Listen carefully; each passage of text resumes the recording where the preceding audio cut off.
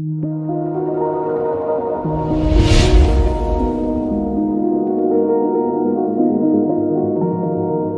a leader of a team, it's also your responsibility to elevate the rest of the guys. You have to get them emotionally to want to be better. You have to get them to an emotional space where they wake up every morning driven to be the best version of themselves. And in practice, for me, it was a chance to drive them, to challenge them. And this is where you have to know your teammates.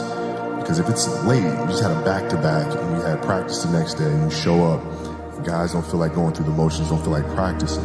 It's important to know each and every one of them individually, personally, because then you know what nerve to touch. And if practice is more intense and harder than a Game 7 will be, then a Game 7 will be easy. But if it's not, then that's when teams start folding and capitulating. I think the best way to prove your value is to work, is to learn, is to absorb, to be a sponge. You always want to outwork your potential. As hard as you believe you can work harder than that. And that's what I tried to do when I first came in the league. But basketball is such a direct competition sport. That competitive nature, the work ethic, and curiosity. Because I asked a lot of questions. I would always sit down and just ask questions about certain games that I studied growing up. What actually happened there? What did you feel there? Why? I always dreamed as a kid that it was possible to score 80 or 90 or 100. I always just had a dream. Sometimes you lay down in bed and you visualize things. I'd imagine playing for the Lakers, and I'd imagine what the uniforms look like. I'd imagine where we'd be playing, and the smell of the arena and all sorts of stuff. And I would see myself, getting hot. So you just keep dreaming and dreaming and dreaming, and before I go to sleep, I'm like at 120 points, And so when you grow up, downloading that into your brain over and over and over, and then, that summer, I made 1,000 shots a day.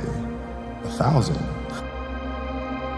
They weren't just shots. It were shots that you saw in that game. They were specific shots. It was coming out of the corner, going to the pinch post, footwork in the post, coming off the screen. It was very specific.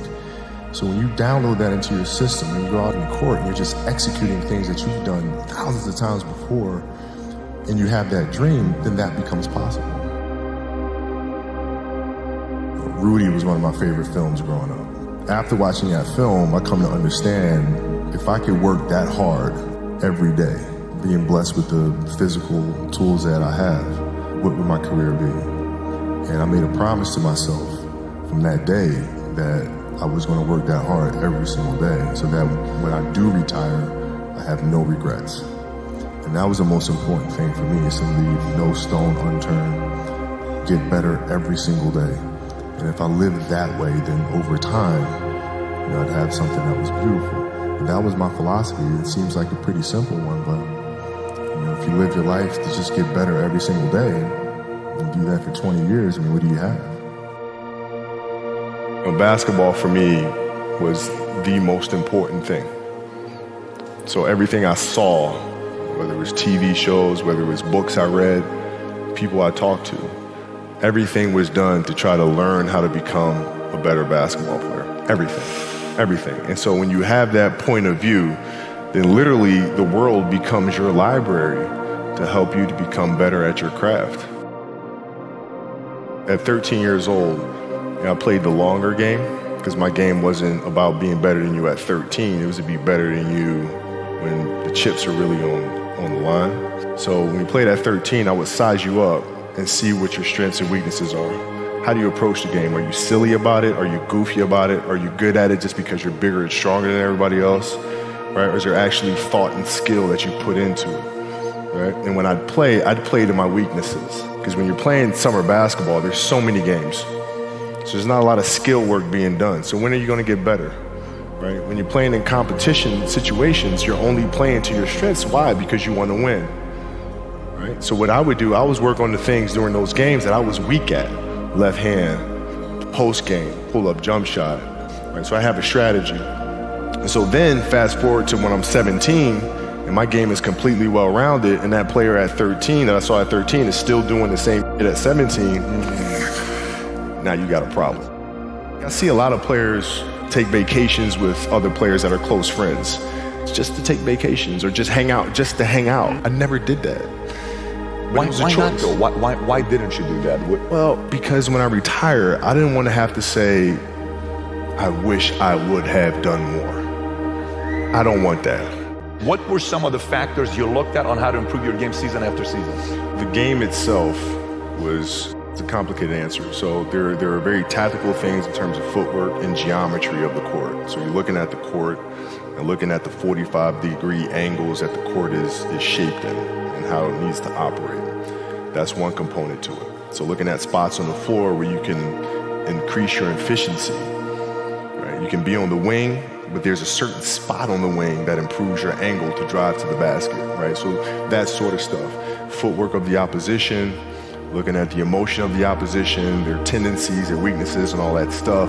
Understanding the momentum of the game, how to create momentum shifts, where momentum shifts come from, all this sort of stuff. And then studying outside of that, right? Looking at different industries, looking at conductors, looking at writers, looking at actors and how they get into character, and then how do they keep themselves in that mental space. So looking at different industries, looking at nature itself, and learning from that and how you can incorporate that into the game. Man, it's a lot of studying.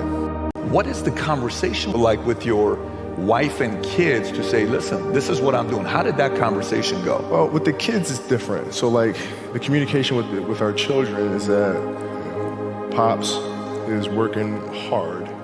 This is the level of attention to detail you need to have in everything you do. So it's setting the example. Same thing with my wife. My wife's a stay-at-home wife. It's the hardest job, man. You know? So she works really hard at that. I mean, it's, and so her attention to detail with that as well are examples for our children. And then for my wife, it's, she's as competitive as I am. So she's like, listen, man, if you're going to be out here training 8 hours a day, if you're going to spend 9 months out of the year away from your family, you better win the championship.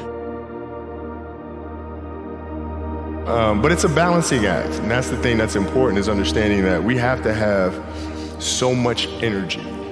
Because for like Natalia and Gianna when they were babies, especially Natalia because they're doing prime years, and I go to practice and I'd train and I'd play the game and I'd come home and I'd be sore and I'd be tired. And she wants to go swimming, she wants me to take her to the park, she wants to just jump on my back or whatever the case may be. You can't say, I'm too tired, I'm going to lay down. That's not fair. She don't know what the hell's going on, right? And if this was a game, you'd suck it up and play.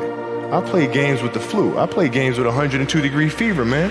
You can't do that. That is so powerful. Right? You gotta be on, man. Like sometimes I'd fly back. Like I'd play a game to not miss my daughter's birthday. I'd fly back, be there for her birthday, and then fly back with the team just to make sure I don't miss anything. You gotta lead by example. As parents, you gotta lead by example. If you want your kids to do whatever it is they want to accomplish in life, you have to show them. You can't. You gotta show them. And that's what I tried to do. Competitiveness inside was like, no, I'm gonna do something in the next 20 years that is better than these last 20. What I have to do now is make sure that the people that we bring in, these obsessives that we bring in, are challenging themselves to do the best job that they think they can do. That's what I'm there for, is for them to constantly look in the mirror and self-assess and challenge themselves. If we have a project and you're saying, okay, I can do that, that's not the project we want. The projects that say, I don't know if I can animate that. I don't know how to write that story. I don't know how to do that. Those are the things we want, because through that curiosity, you'll reach a level that you didn't think was possible.